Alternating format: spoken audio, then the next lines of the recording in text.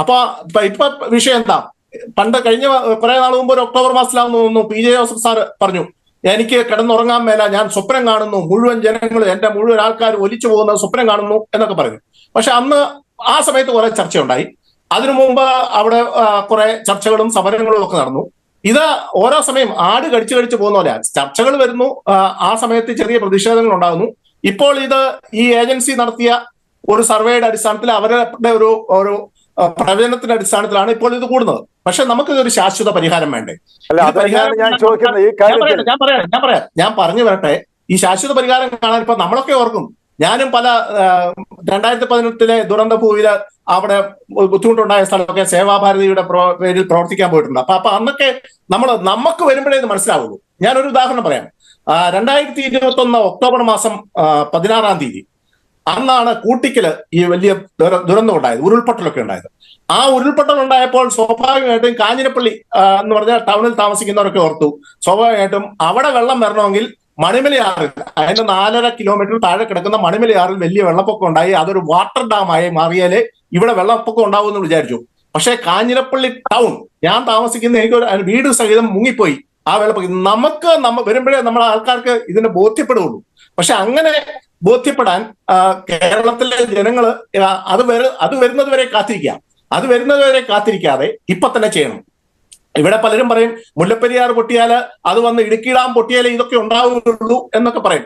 ഈ മല ചുരത്ത് നിൽക്കുമ്പോൾ വെള്ളം ഏതുവഴി വരുമെന്നൊന്നും പറയാൻ ഒക്കുകയില്ല. ഞങ്ങളൊക്കെ വിശ്വസിച്ചു മഴമലയാറ്റ് വെള്ളപ്പൊക്കം ഉണ്ടായേ വരൂ. ഇത് KK റോഡ് വഴി വെള്ളം, ഇതെല്ലാം നമുക്ക് എല്ലാവർക്കും അറിയാവുന്ന കാര്യങ്ങളാണ്. എന്റെ ചോദ്യം, ഈ സാഹചര്യം തരണം ചെയ്യാൻ ഒന്ന്, ഈ ജലം ഇവർ തമ്മിലുള്ള ജലങ്ങൾ തമ്മിലുള്ള തർക്കം, നമ്മുടെ നദികൾ തമ്മിലുള്ള തർക്കവും വെള്ളങ്ങൾ തമ്മിലുള്ള തർക്കവും ഒക്കെ സംസ്ഥാന അന്തര തർക്കങ്ങൾ തീരുമാനിക്കാൻ കേന്ദ്രത്തിലൊരു സമിതിയുണ്ട്. ആ സമിതി തീരുമാനം എടുക്കണം. ആ സമിതിയിൽ കേരളത്തിന്റെ കാര്യം ന്യായമായിട്ട് പറയാൻ നമുക്ക് സാധിക്കുന്നുണ്ടോ? സാധിച്ചിട്ടില്ല. എന്തിനേറെ, ഈ നേരത്തെ ഒരു മുല്ലപ്പെരിയാർ കരാർ സംബന്ധിച്ച വിഷയമുണ്ടായപ്പോൾ ആ ഡാമിലെ 142 അടിയായി വെള്ളം പൊക്കി നിൽക്കുന്ന സമയത്ത് കേരളത്തിന്റെ പ്രതിനിധിയായിട്ട് ഒരു ജഡ്ജിയെ നിയമിച്ചു, തമിഴ്നാടിന്റെ പ്രതിനിധിയായിട്ട് ഒരു ജഡ്ജിയെ നിയമിച്ചു. കേരളത്തിന്റെ പ്രതിനിധിയായിട്ട് ജഡ്ജി പറഞ്ഞു, ഞാൻ കേരളത്തിന്റെ പ്രതിനിധിയല്ല, ഇന്ത്യയുടെ പ്രതിനിധിയാണ്. നമുക്ക് ഈ കപട മതേതരത്വവും കപട ദേശീയതയും, ഞങ്ങളൊക്കെ ദേശീയവാദികൾ തന്നെയാണ്, പക്ഷെ ഈ കപട ദേശീയത കാണിച്ചുകൊണ്ട് ഈ കേരളത്തിന്റെ കാര്യം പറയാൻ ആരുമില്ല. ആ പറയാനായിട്ട് ഒരു സംസ്കാരം കേരളത്തിലെ എല്ലാ രാഷ്ട്രീയ കക്ഷികളും, അതിനകത്ത് എല്ലാ രാഷ്ട്രീയ കക്ഷികളും കൂടെ ഒരുമിച്ച് നിന്ന് ആ കാര്യത്തിൽ പറഞ്ഞു. ഇവിടെ സർവകക്ഷി, ഇവിടെ രാഷ്ട്രീയ കക്ഷികളൊക്കെ കൂടും, സർവകക്ഷി സമ്മേളനം നടക്കും, സിറ്റിസൺഷിപ്പ് അമെന്റ്മെന്റ് ആക്ടിനെതിരെ പ്രമേയം പാസ്സാക്കാൻ ഇവരെല്ലാം ഒന്നാണ്. കേന്ദ്രത്തിൽ യൂണിഫോം സിവിൽ കോഡ് വരുന്നെന്ന് പറയുമ്പോൾ പ്രമേയം പാസ്സാക്കാൻ ഒന്നാണ്. അത് പോരാ.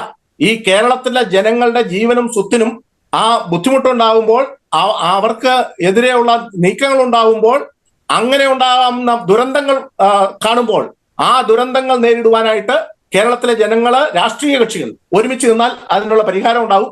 രാഷ്ട്രീയ കക്ഷികൾ എല്ലാം കൂടെ ഒരുമിച്ച് നിന്നാൽ, തമിഴ്നാട്ടിലെ രാഷ്ട്രീയ കക്ഷികൾ ഒരുമിച്ച് നിൽക്കുന്ന പോലെ കേരളത്തിലെ രാഷ്ട്രീയ കക്ഷികളും മറ്റെല്ലാ കക്ഷികളും കൂടെ ഒരുമിച്ച് നിന്നാൽ അതിന് പരിഹാരം ഉണ്ടാവും. അത്തരത്തില് ഒരു നീക്കം കേന്ദ്രവുമായിട്ട് നടത്താനായിട്ട് കേരളത്തിലെ എല്ലാവരും കൂടെ ഒരുമിച്ച് തയ്യാറാകട്ടെ. അങ്ങനെ തയ്യാറായാൽ നമുക്ക് തീർച്ചയായിട്ടും ഈ മുല്ലപ്പെരിയാർ പ്രശ്നമൊക്കെ 5 മിനിറ്റ് കൊണ്ട് പരിഹരിക്കാവുന്നതേ ഉള്ളൂ.